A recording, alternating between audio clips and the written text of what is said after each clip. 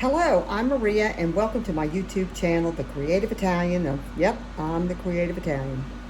So today I'm going to share with you how to make anything that you love into a pendant by using solder and a jump ring.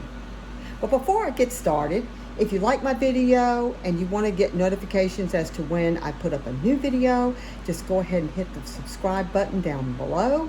If you have any comments to make, either positive or negative, or if you have questions that you'd like to ask me, is there something that you would like for me to teach on my channel that you do not see yet? Please leave it in the comments and I will definitely respond. Okay, so let's go ahead and get started. First of all, let's go over the things that you're going to need for your project. The first thing, of course, is something to solder. And I'm going to be soldering this gemstone sliced piece here. I don't know, I forgot what it's called, but anyway, I'm going to be making this into a pendant, and I'm going to be creating something like this is what I'm going to be showing you guys, okay? And here's a big piece that I did. It's a slice of agate. I went ahead and, as you can see, I've already soldered it all the way around the edges. I haven't put the jump ring on it yet, of course it can be worn on either side, but that's kind of the look, that's the look that we're going for, okay? So that's the first thing you're going to want. You're going to want your piece. You're going to want a jump ring. I like the heavy duty jump ring, and this is probably about 10 millimeters. You will want a soldering iron and a sponge so you can keep your iron clean while you're working. You'll want to get some solder, of course. Now, you can use this kind of solder wire on a spool, or I'm going to be using this tin. This is lead-free, by the way. This comes from Hobby Lobby. This is also a lead-free solder. It comes in a tube. It's tin-based, and I like this for projects like this because it's so easy to work with, especially when you're putting on a jump ring. So easy. And it also has flux in it.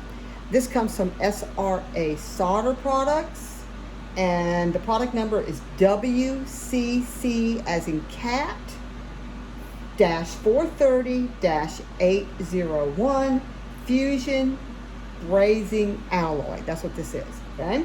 You will want a popsicle stick, a piece of fine or medium sandpaper, a craft brush, these throwaway brushes.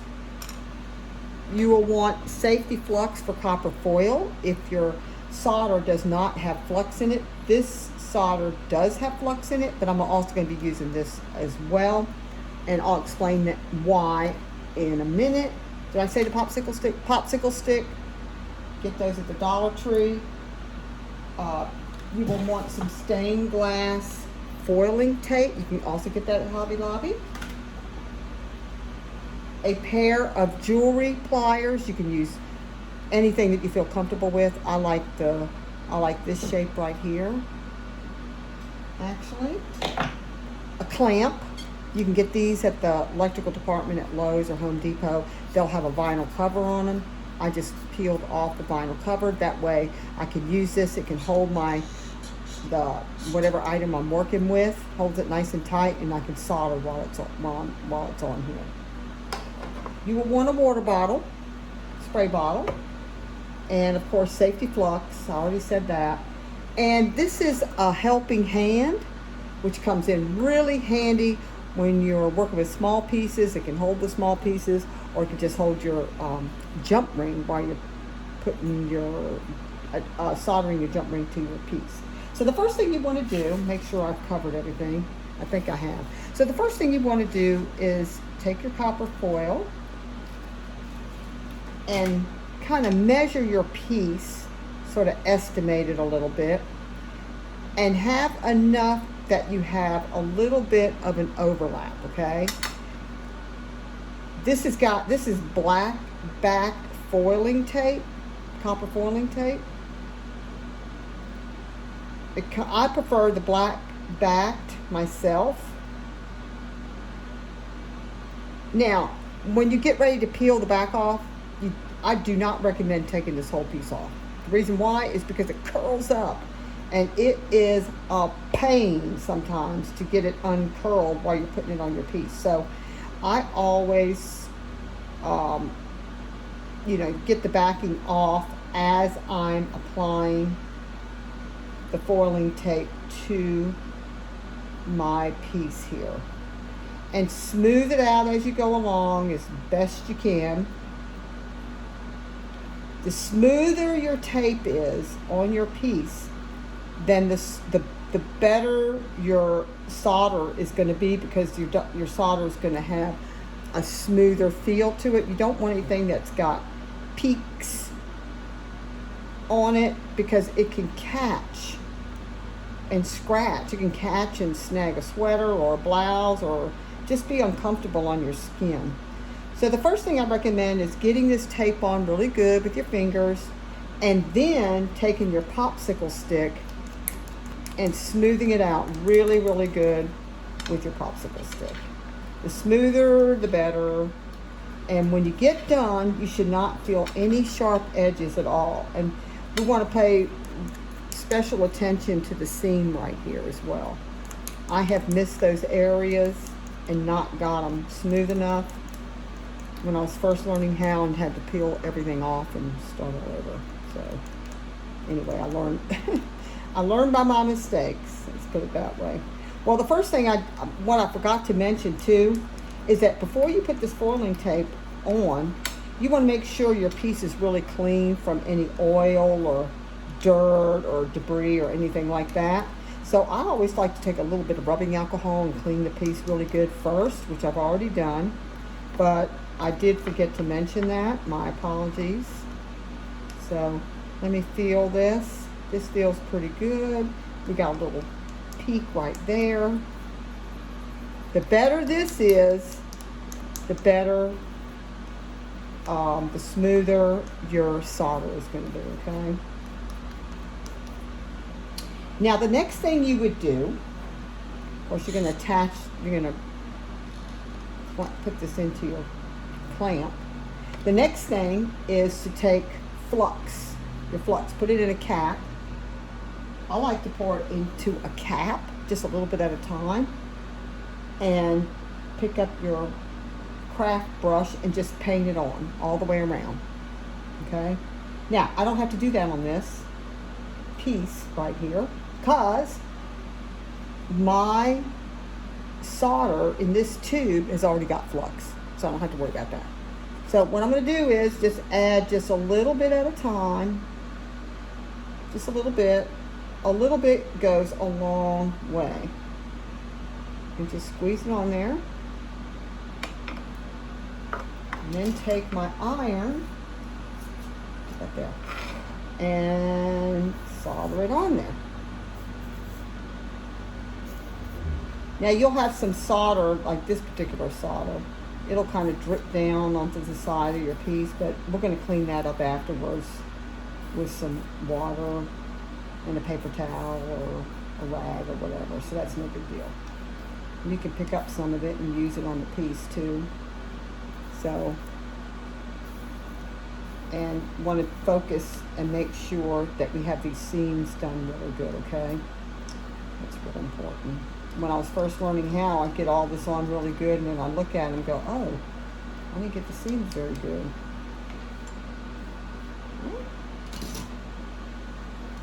So I'm going to take a little bit more and go around the edges here. And as you can see, I don't really need a whole lot. The other thing too I wanted to say is wipe your iron tip off on your sponge as you're going along before you put it in the stand, because the tips can oxidize if we don't keep them clean, and then it won't pick up the solder, which is very frustrating. I had that happen enough times that I found out it was because of the way I was doing it. You do not want to use a kitchen sponge because it's got a film on it. it'll leave a film on your tip and you will not be able to pick up the solder. I've made the mistakes. And also work with both sides of the tip. Okay, so now this is almost on there. And I'm just going to take it and turn it around here. And see, there's still a little bit of solder right here, so I could just take it and extend it. I don't have to add more right in that area. I might have to add more, I don't know. I don't think I do though. Yeah. There's some right there on the piece itself.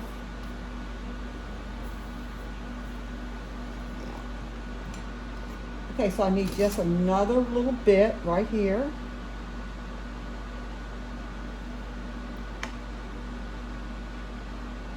Now the other way, if you're not working with a solder paste, is that you would just take your soldering tool and just pick it up from the spool, like if you're going to use a spool, a wire. I didn't show you that, but I'm going to show you that here in just a second. Okay, so all the copper foil is covered, it looks like. Any little tips, if you see like a little tip like that, you probably can't see it in the video, but there's a little point right there. You want to take that down because that's not going to feel good on your skin, scratch your skin, or mess up what you're wearing too. Snag it. Okay, now if you're not using a paste, that's okay. All you do is take your spool and just take your soldering tool and just pick it up with your soldering tool and then just go around the piece. That's all you have to do. But like I said, for this piece, for things like this, the paste, the soldering paste is the best to work with. Easiest, especially putting on a jump ring. All right, now, the next thing is you want to take your piece and put it in a paper towel or a rag and just spray it with some water and clean off the excess solder. Just like that. So far we're looking really good here. See, as you can see, it looks really good. Yep. I'm happy with that. I'm real happy with that, okay? So we want to put it back into the clamp where, with the side up, where you plan to put your jump ring. But before you do the jump ring on there, when we get jump rings in a packet, they have space in between where it's supposed to be, where there's a little opening on the jump ring, because that's our responsibility to want to open it, right? And then after we open it and we put it on something, it's our responsibility to come in and close it back up. And when you close it back up, you want it to be flush, because if it's not flush, the solder is going to go through that opening. So we don't want to see any opening on the jump ring. Now this one I've already closed up, so it's nice and closed. There's no light shining through this piece right here. I always recommend flipping it upside down and having it so that the area where you just closed is flush to your piece. It's flush to your piece, like so. Okay, so it's not on the side or on the top, but at the bottom, at where it meets where you're gonna apply it or attach it. But before you get started, go ahead and take your sandpaper and sand your jump ring. The purpose of this is if there's anything on your jump ring, you could just, like oil from your hands or dust or dirt or whatever, this will get it off and it kind of roughs it up so the solder sticks to it better too. So this is just a good thing to do before you attach your jump ring. The next thing is I am going to add some flux to this, because it's going to even though my where is the opening? Can't see it. There it is. I have to add flux to this because this does not have copper foil on it. Okay, so I'm just going to take my brush here and just paint it on both sides, or you can just dip it. You can do that too. And then just attach it to my second hand right here.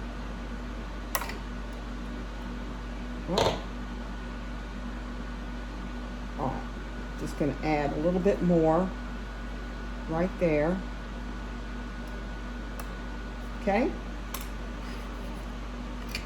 let me get my ring up a little bit. So I think this is where I'm going to have it. It's just right here up at the top. So there I am. I'm already set up. I hope you can see that. Move this around. I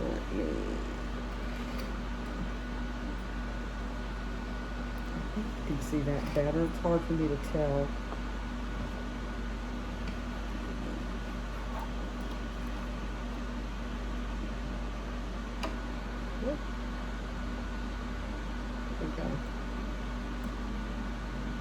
Get better. I hope y'all can see that. Looks like you can. Okay.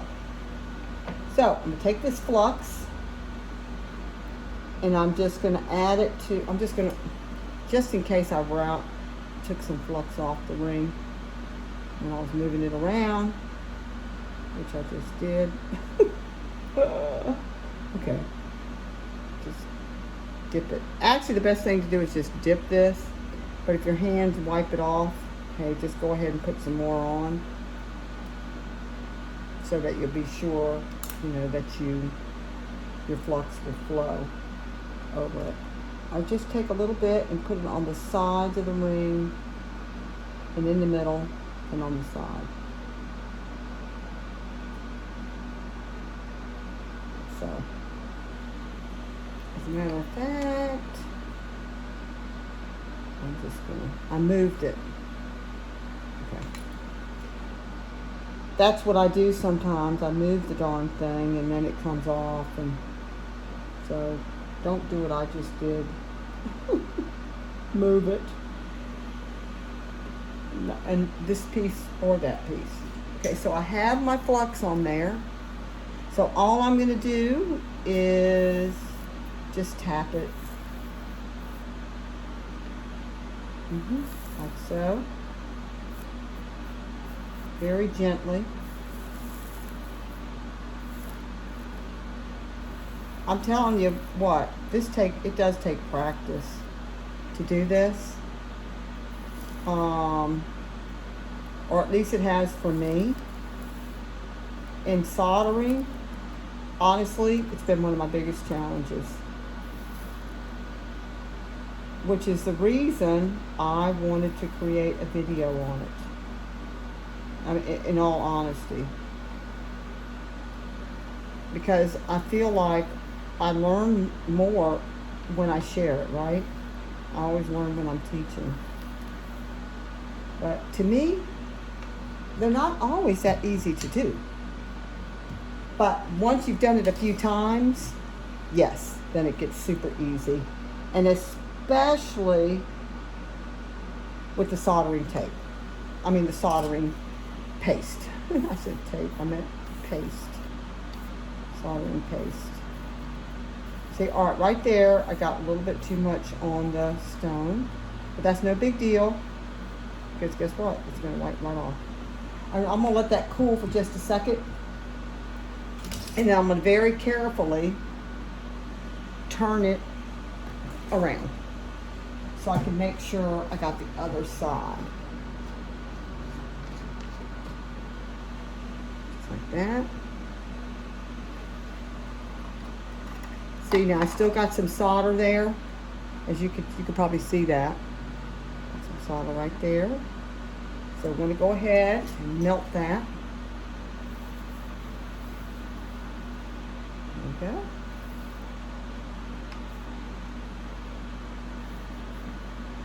There.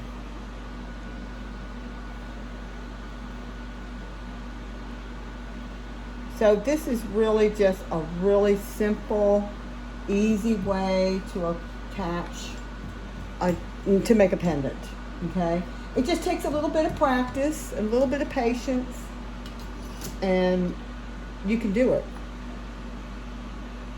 And you can, it's so much fun to take something and make it into a pendant. For example, like I got this crystal from a chandelier that I could easily make into a pendant. I have a button, a vintage button that I actually have made into a pendant, but I don't have it because I sold it. I could put the copper foil around that and make it into a pendant. Okay, so this is cooled off enough. And what I'm going to do is I'm going to lay it in my towel here and take my spray bottle again and just spray it down. Good.